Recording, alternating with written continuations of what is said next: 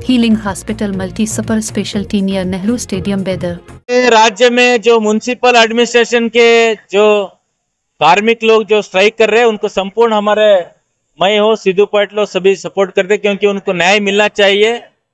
जो आउटसोर्स से पेमेंट आ रहा जो 16-17 हजार वो सब पीएफ ईपीएफ कट होके 11-12 हजार उनके जेब में मिलता, उससे उनका घर भी नहीं चलता, बच्चों का स्कूल कॉलेज नहीं कर सकते। इसलिए मैं सरकार को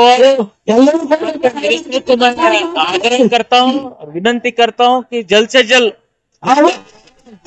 सॉल्व करे, उनको न्याय डायरेक्ट रिक्रूटमेंट के लिए अवकाश दे बोलकर मैं बोलना चाहता हूँ।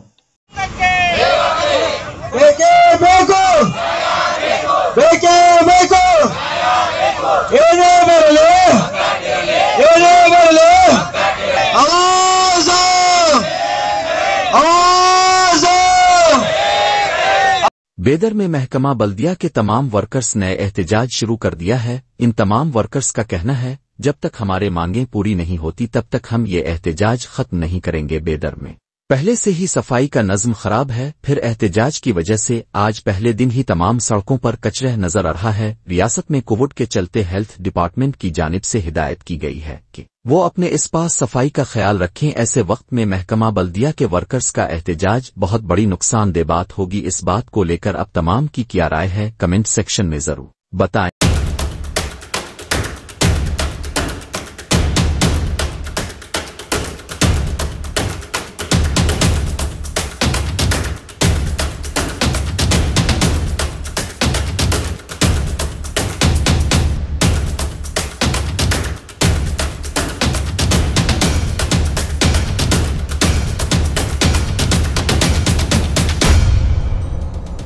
अलबदर टूरिस्ट एंड ट्रेवल्स बेदर हज एंड उमरा सर्विसेज हरम मक्का और हरम मदीना के नजदीक रहाइश और हैदराबादी खाना के साथ बेहतरीन पैकेजेस। ನಮ್ಮ ದಲಿತರ ಕೂಗನ್ನು ನೀವು ಕೇಳಲೇಬೇಕಾಗುತ್ತದೆ ಸರ್। ಹಾಗಾಗಿ ನಾನು ನಿಮಗೆ 45 ದಿನಗಳ ಕಾಲ ಗಡುವನ್ನು ಕೊಟ್ಟಿವಿ ಸರ್ಕಾರಕ್ಕೆ।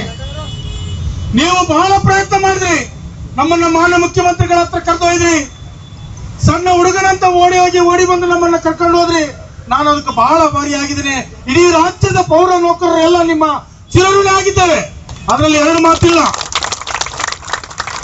ಆದರೆ ಸರ್ಕಾರ ಮಾನ್ಯ ಸಚಿವರಿಗೆ ಹೇಳ್ತಕ್ಕಂಥ ಮಾತನ್ನ ಸರ್ಕಾರ ಕೇಳ್ತಾ ಇಲ್ಲ।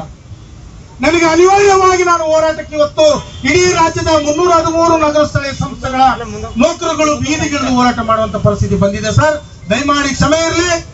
ಇವತ್ತು ನೀವು ನಮ್ಮ ಬೇಡಿಕೆಗಳನ್ನ ಈಗೇನು ಸರ್ಕಾರಕ್ಕೆ ನಾವು 19 ಬೇಡಿಕೆಗಳನ್ನು ಕೊಟ್ಟಿದ್ದೇವೆ, 19 ಬೇಡಿಕೆಗಳನ್ನ ನೀವು ಕೂಡಲೇ ಈಡೇರಿಸಬೇಕು। ಇಲ್ಲವಾದ್ರೆ ಈಗೇನು ಸ್ವಚ್ಛತೆ ಮನೆ ಮನೆಗೆ ಕಸ ಸಂಗ್ರಹಣೆ ಮಾಡತಕ್ಕಂಥ ವಾಹನಗಳು ಕಚೇರಿ ಕೆಲಸ ಬಿಟ್ಟು ಕುಂತಿದ್ದೀವಿ, ಸಾರ್ವಜನಿಕರಿಗೆ ಮಾನವತೆ ದೃಷ್ಟಿಯಿಂದ ನೀರನ್ನು ಕೊಡ್ತಾ ಇದ್ದೀವಿ, ಅದನ್ನು ಕೂಡ ಬಂದ್ ಮಾಡಿ। ನೀರನ್ನು ಕೂಡ ಸಾರ್ವಜನಿಕರಿಗೆ ಮುಂದಿನ ದಿನಗಳಲ್ಲಿ ಬಂದ್ ಮಾಡಿ ನಾವು ಹೋರಾಟಕ್ಕೆ ಇಳಿತೀವಿ। ರಸ್ತೆ ರೋಕ್ ಚಳವಳಿ ಮಾಡ್ತೇವೆ। ಇವತ್ತು ಮಲ ಬಳಿಯುವನಿಗೆ ಮಲವನ್ನು ಮೈ ಮೇಲೆ ಹಾಕಿರೋದು ದೊಡ್ಡದಲ್ಲ, ಅದನ್ನೂ ಸಹ ನಾವು ಹಾಕೊಂಡು ಹೋರಾಟ ಮಾಡ್ತೀವಿ। ದಯಮಾಡಿ ನಮ್ಮನ್ನಂತ ಹೋರಾಟಕ್ಕೆ ತಾವುಗಳು ತಳ್ಳಬೇಡ್ರಿ। ಕೂಡಲೇ ತಾವುಗಳು ಮುಖ್ಯಮಂತ್ರಿ ಹತ್ರ ಮಾತಾಡ್ತಿರೋ, ಸರ್ಕಾರದ ಕಾರ್ಯದರ್ಶಿಗಳ ಹತ್ರ ಮಾತಾಡ್ತಿರೋ, ನಿಮ್ಮ ಮಕ್ಕಳ ಕೂಗನ್ನ ಕೇಳಿ ಕೂಡಲೇ ಬೇಗನೆ ಈಡೇರಿಸಬೇಕು ನೀವು ಸರ್। ಈಗಾಗಲೇ ಮಾನ್ಯ ನಿಮ್ಮ ಆಪ್ತ ಕಾರ್ಯದರ್ಶಿಗಳು ಹೇಳಿದ್ರು, ನಮಗೆ ಒಂದಿಷ್ಟು ಕಾಲಾವಕಾಶ ಕೊಡ್ರಿ, ನಾವು ಈಡೇರಿಸ್ತೀವಿ, ಈಗ 5 ಬೇಡಿಕೆಗಳನ್ನು ಈಡೇರಿಸ್ತೀವಿ ಅಂತ ಹೇಳಿದ್ರು। ನೀವು ಇವತ್ತೇ ಈ ಸಂದರ್ಭದಲ್ಲಿ ಲಿಖಿತವಾಗಿ ನನಗೆ ಒಂದು ಪತ್ರವನ್ನು ಕೊಟ್ಟರೆ ನಾನು ಇಷ್ಟು ದಿನದ ಒಳಗಾಗಿ ಇಂತಿಂತ ಬೇಡಿಕೆಗಳನ್ನು ಈಡೇರಿಸ್ತೀನಿ, ನಿಮ್ಮ ಮುಷ್ಕರವನ್ನು ವಾಪಸ್ ತಗೊಳ್ರಿ, ಸಾರ್ವಜನಿಕರಿಗೆ ನಿಮ್ಮ ಸೇವೆಯನ್ನು ಕೊಡ್ರಿ ಅಂತ ಹೇಳಿ ನೀವು ಈ ಸಭೆಯಲ್ಲಿ ಹೇಳಿದ್ರೆ ನಾನು ಈ ಕ್ಷಣಕ್ಕೆ ಮುಷ್ಕರವನ್ನು ವಾಪಸ್ ತಗೊಳ್ತೀನಿ ಸರ್।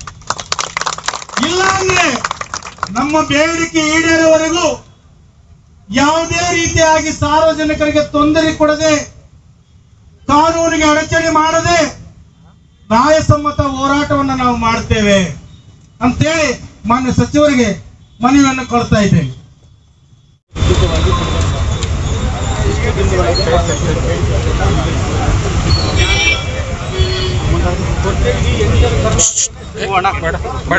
ಕೊಡು ಕಳ್ಕೊಡು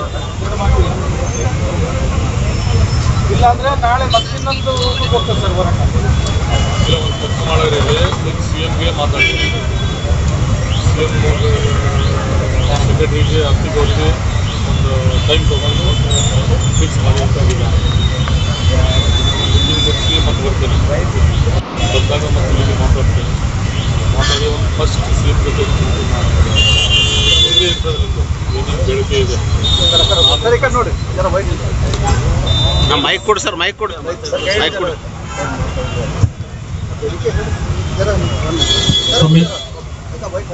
ತಮ್ಮೆಲ್ಲರಿಗೆ ನಮಸ್ಕಾರ. ನಮ್ಮ ರಾಜ್ಯ ಅಧ್ಯಕ್ಷ ಪ್ರಭಾಕರ್ ಅವರು ನನ್ನ ಹತ್ರ ಸುಮಾರು ಸಲ ಬಂದಿದ್ರು. ನಾನು 4-5 ಸಲ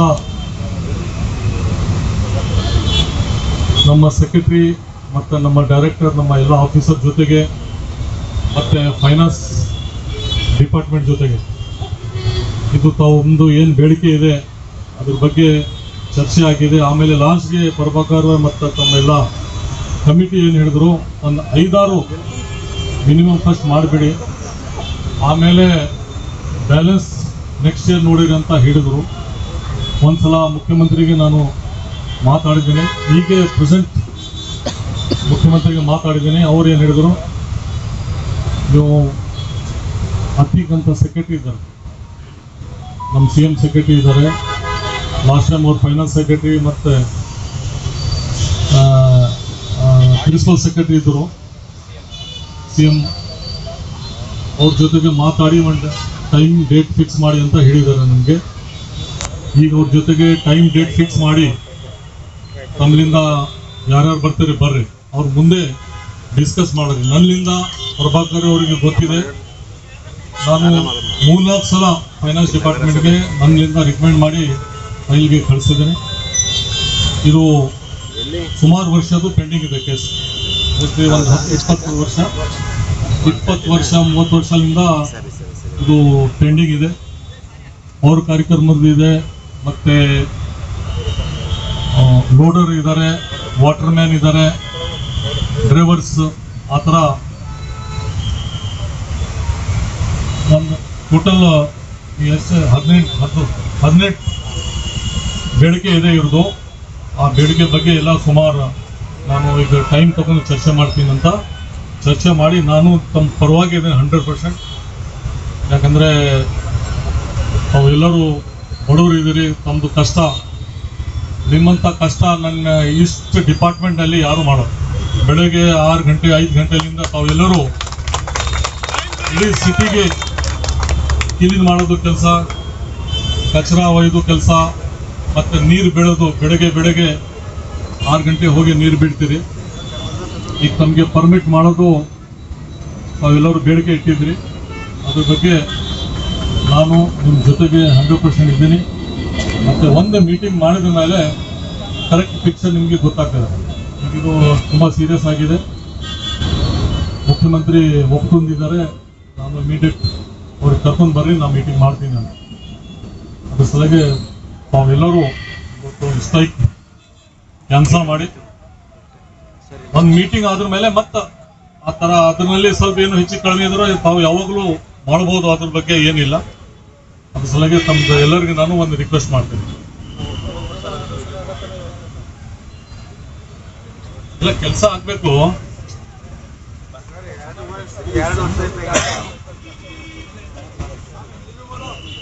ಕೆಲಸ ಆಗ್ತದೆ 100%. ಒಂದು ಮೀಟಿಂಗ್ ಮಾಡಿ, ಇದು ಫೈನಲ್ ಮೀಟಿಂಗ್ ಇದೆ ನಿಮ್ದು. ಇಲ್ಲಾಂದ್ರೆ ಮತ್ತೆ 8 ದಿವಸ. हेलो, हाँ मीटिंग में थे सब. मैं अभी साहब को बात किया, मैं जरा स्पीकर ऑन किया अभी. साहब बोले इमीडिएट तुम कब लेके आते हैं, कब लेके आते लेके आओ बोल के बोले. आपसे बात करके डेट और टाइम फिक्स करो बोले सब. तो हमारे अध्यक्ष है, राष्ट्र स्टेट के अध्यक्ष है, 1 मिनट बात करते हैं. ಸ್ಪೀಕರ್ ಸರ್ ನಮಸ್ಕಾರ ಸರ್. ಸ್ಪೀಕರ್ ಸರ್, ಈಗ ರಾಜ್ಯದ 313 ನಗರ ಸೇವೆ ಸಂಸ್ಥೆಗಳ ನೌಕರರುಗಳು ಹೋರಾಟ ಮಾಡ್ತಾ ಇದ್ದೀವಿ ಸರ್.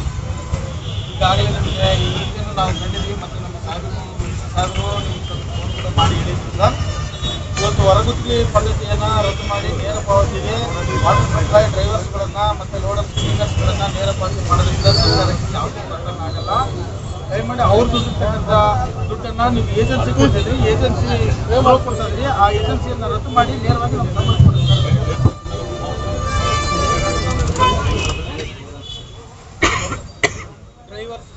ಡ್ರೈವರ್ಸ್ ಸರ್ ಇವತ್ತು ಅವರು ಪೌರ ಕಾರ್ಮಿಕರ ಜೊತೆಯಲ್ಲಿ ಕೆಲಸ ಮಾಡ್ತಿರೋದ್ರಿಂದ ಅವರು ಸ್ವಚ್ಛತೆಗಾರರನ್ನು ಹೊರಗಿಳಿಸಿ ಈ ಹಿನ್ನೆಲೆ ತಾವುಗಳು ಹೇಳಿದ್ರಿ ಸರ್ 24/7 ವಾಟರ್ ಸಪ್ಲೈ ಇವತ್ತು ಸಾರ್ವಜನಿಕರಿಗೆ ಆಮ್ಲಜನಕ ಸರಬರಾಜು ಮಾಡತಕ್ಕಂಥವ್ರು ಅವರು ಬಹಳ ಗಣನೀಯವಾಗಿ ಕೆಲಸ ಮಾಡ್ತಾರೆ. ಇವತ್ತು 25-30 ವರ್ಷಗಳಿಂದ ಸೇವೆ ಮಾಡ್ತಾ ಇದ್ದಾರೆ ಸರ್. ಇವತ್ತು 2 ವರ್ಷದಿಂದ ಪೌರ ಕಾರ್ಮಿಕರನ್ನ ನಾವು ಕಂಪ್ಲೀಟ್ ಮಾಡಿದ್ದೀವಿ. ಅದೇ ನಿಟ್ಟಿನಲ್ಲಿ ಸರ್ 20 ವರ್ಷ ಸೇವೆಯನ್ನು ಪರಿಗಣಿಸಿ ನಾವು ಮಾಡ್ತೀವಿ ಸರ್. ಇವತ್ತು ಪಂಚಾಯತ್ ರಾಜ್ ಇಲಾಖೆ ನೌಕರಗಳನ್ನು ರಾಜ್ಯ ಸರ್ಕಾರಿ ನೌಕರರೆಂದು ಪರಿಗಣಿಸಿದ್ದೀವಿ. ಇವತ್ತು ನಗರ ಸ್ಥಳೀಯ ಸಂಸ್ಥೆ ನೌಕರಗಳನ್ನು ಅರ ಸರ್ಕಾರಿ ನೌಕರರೆಂದು ಪರಿಗಣಿಸಿದ್ದೀವಿ ಸರ್. ದಯಮಾಡಿ ನಮ್ಮನ್ನು ರಾಜ್ಯ ಸರ್ಕಾರಿ ನೌಕರರೆಂದು ಪರಿಗಣಿಸಿ ಜ್ಯೋತಿ ಸಂಜೀವಿನಿ ಸೇರಿದಂತೆ KGID GPF ಕೂಡ ನಮಗೆ ಜಾರಿ ಮಾಡಬೇಕಂತ ಹೇಳಿದ್ದೀವಿ ಸರ್. 3ನೇ ಬೇಡಿಕೆಯಾಗಿ ಮತ್ತು 23-24 ಸಾಲಿನಲ್ಲಿ ಪರ್ಮನೆಂಟ್ ಆಗಿರ್ತಕ್ಕಂಥ ಪೌರ ಕಾರ್ಮಿಕರಿಗೆ ಇವತ್ತು ಮುನ್ಸಿಪಲ್ ಫಂಡಿಯಿಂದ ಕೊಡ್ರಿ ಅಂತೇಳಿ ನಿಮ್ಮ ಹಣಕಾಸು ಇಲಾಖೆಯಿಂದನೇ ಒಂದು ಆದೇಶ ಆಗಿದೆ ಸರ್. ಆ ಆದೇಶ ರದ್ದುಪಡಿಸಿ ಈಗ SFC ಅನುದಾನದಿಂದನೇ ಅವರಿಗೆ ವೇತನ ಕೊಡಬೇಕಂತ ಇಟ್ಟಿದ್ದೀವಿ ಸರ್. ಆದಷ್ಟು ಬೇಗ ನೀವು ಒಂದು ಸಭೆಯನ್ನು ಕರೆದು ನಮ್ಮ ಬೇಡಿಕೆಗಳನ್ನು ಮಂಡಿಸಿದ್ರೆ ಸರ್. ಇವತ್ತು ರಾಜ್ಯದಂತ ಸರ್ ನೀವು ಯಾವತ್ತು ಮೀಟಿಂಗ್ ಕರಿತೀರೋ ಅಲ್ಲಿವರೆಗೂ ಸ್ಟ್ರೈಕ್ ಮುಂದುವರಿತಿರ್ತದೆ ಸರ್. ದಯಮಾಡಿ ನಮಗೆ ಬೇಗನೆ ನಮಗೊಂದು CCT ಕೊಡ್ಬೇಕು ಸರ್ ನಾವು.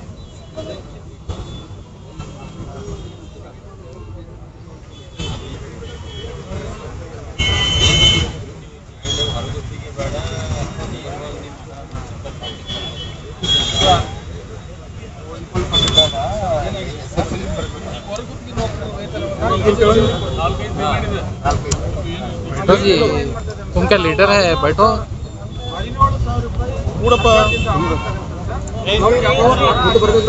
ಸೈಡ್ ಬಿಡ್ರಿ ಏನ್ ಹೇಳ್ತಾರೆ ಮತ್ತೆ ನಾವೇನ ಗಟ್ಟಿಯಾಗಿ ಕೇಳಿದ್ರೆ ಅವ್ರು ನೇರವಾಗಿ ಕೊಟ್ಟರೆ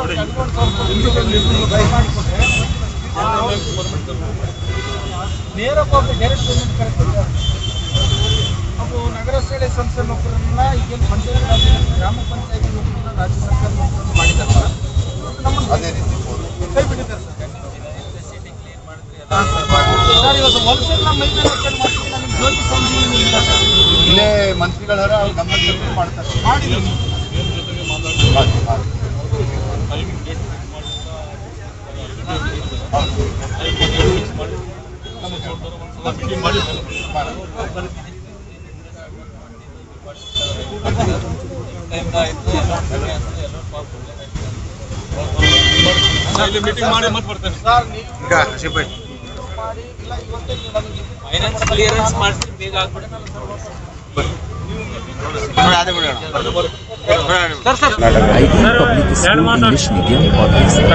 मैं के प्रभाकर स्टेट प्रेसिडेंट हूँ, state municipal employ association.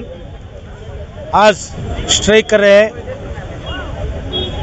Bidar ज़िले में हमारा म्यूनसिपल मिनिस्टर रहीम खान साहब है, उसको हम हमारा डिमांड्स रख रहा है। हम म्यूनसिपल नौकर एम्प्लॉयज़ को स्टेट म्यूनसिपल एम्प्लॉय क्या लेते हैं वो सब लोग वो बेनिफिट्स हमको देना है। हम राज्य सरकारी नौकरी तो घोषणा करना है। ये वर्गुत्गी पद्धतिಯನ್ನು रद्द करके स्टेट वेतन ನೇರ पावती करने के जरूरत से हमें स्ट्राइक कर रहे हैं सब। कितने लोग हैं टोटल आप? टोटल 1,10,000 आदमी है। पूरा ईडी स्टेट लेवल कर रहे हैं, स्टेट लेवल स्ट्राइक कर रहे हैं। एक दिन के लिए कितने दिन? हमारे बेडिका हमारे डिमांड्स कब तक है वो लेकर हम स्ट्राइक करते हैं। ये कर्नाटक में जो है एक तो कोविड का पोजीशन चल रहा है, फिर आप लोग सफाई नहीं करेंगे, जितने दिन स्ट्राइक बैठेंगे तो फिर ये गंदगी तो फैलते जाएगी ना। हम कितने दिन भूखे रहेंगे? भूखे रहो हम कैसे काम करना है? आज हम काम करने के लिए हम अपना पैसा दर में नहीं देते हैं, वो एजेंसी की देते हैं। वो एजेंसी को बंद करके हमको नेरवा की गवर्नमेंट पैसे दिए तो हम काम करते हैं। हमको परमानेंट करना है, हमें जीना है ना, वो जीना करने के लिए सरकार हमने देखना है। डिमांड पूरी हो गई आपकी? अभी नहीं, एक 5 डिमांड को मैं कर दिएगा का, तो सब मंत्री साहब बोले हैं वो ऑर्डर होना, ऑर्डर हुए तो मैं वापस लेते हैं स्ट्राइक। इससे पहले भी आपके कुछ ऑर्डर्स हुए थे? पहले हुए थे, अब वो रहने के बहुत दिन से, बहुत साल से है, बहुत साल से हम पूछ ले के है, नहीं दिए वो।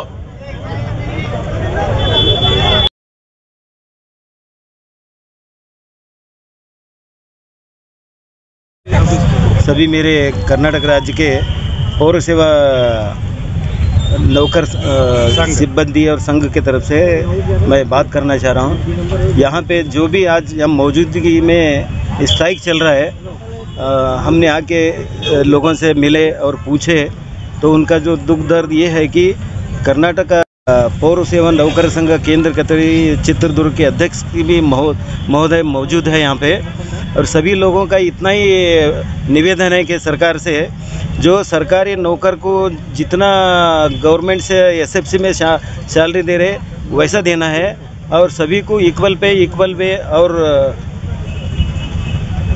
नियर पावती जो भी लोगों काम कर रहे, वाटर सप्लाई होने दो, और स्वीपर्स है, इलेक्ट्रिकल में है, ड्राइवर्स है, क्लीनर्स है, लोडर्स है, और उसमें वाटर सप्लाई के है, कंप्यूटर ऑपरेटर्स है, अकाउंटेंट्स, नोडल इंजीनियर्स, सभी लोग, जूनियर प्रोग्राम, सीनियर प्रोग्राम, ये सभी लोगों को जो है ना एसएफसी से सेवा भद्रता के लिए जो है ना उनको सैलरी दिए, तो जो सभी लोग अब सरकारी नौकर के जैसा काम करने के लिए उनको उत्सुक से काम करते हैं, और उनको फैमिली को भी सपोर्ट करे जैसा होता है। इतना करके मेरा 4 बातें करने का अवकाश दिया, उसलिए आपको धन्यवाद कहता हूँ।